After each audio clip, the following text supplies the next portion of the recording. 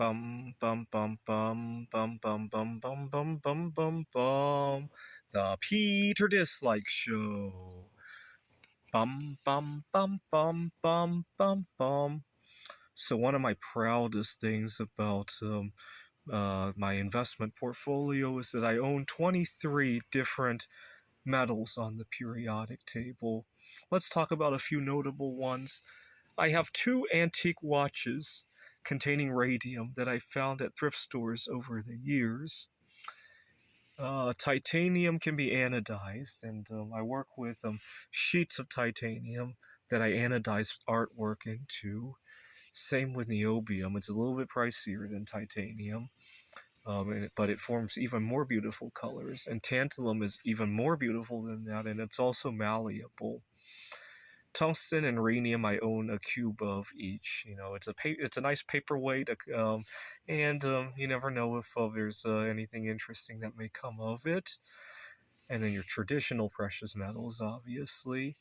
Canadian nickels made before 1981 contained 100% pure nickel. Pennies from 82 and earlier in the United States are 95% copper.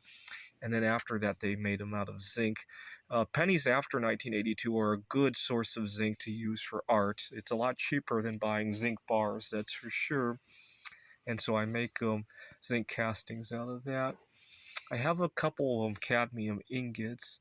I've read about forming crystals out of them, but I don't have really good PPE to do that with at the moment. I hope to at some point. I own some indium and thallium ingots. I haven't really worked with them.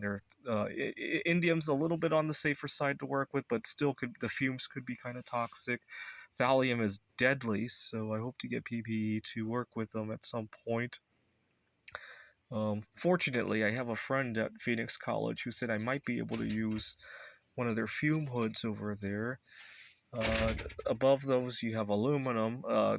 Japanese coins, 1 yen coins contain 100% aluminum. I've done some casting out of pewter, which is a mixture of tin and antimony. I got a couple ingots of thallium.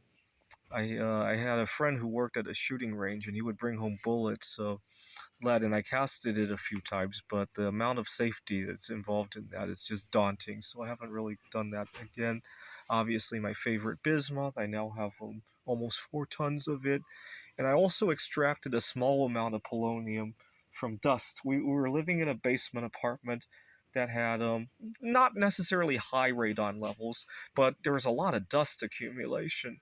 And when radon decays into polonium-210, the positively charged polonium sticks to the dust in the household.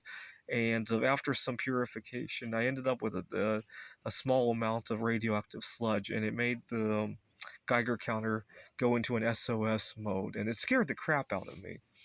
But I want to perfect that process and see if there's any potential from large-scale extraction like that. And there you have it. I've been buying precious metals since I was 12 years old, and now I have 23 different metals. I can't decide what to do next, though. I thought about vanadium. It can also be anodized as well.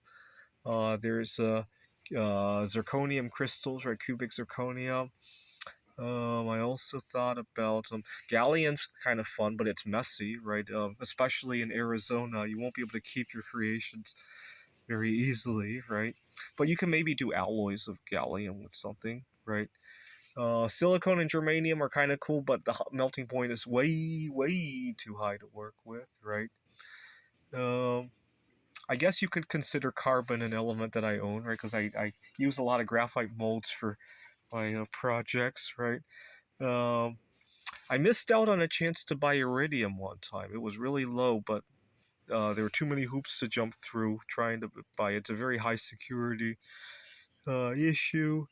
And then these rare earths metals, I personally call them common earth metals because they're so common. They're just very difficult to isolate from one another. And then I thought about collecting a bunch of expired smoke detectors to get the americium and neptunium out of them. Obviously, need to figure out some safe from PPE. before I do that as well. Hopefully one of these days we'll find a stable isotope, or relatively stable isotope, of moscovium and livermorium. I did some machine learning and calculated that moscovium 299 has potentially a half-life of 10 million years. This is the Peter Dislike Show. Bum bum bum bum bum bum bum bum bum bum bum bum. The Peter Dislike Show. Bum bum bum bum bum bum bum.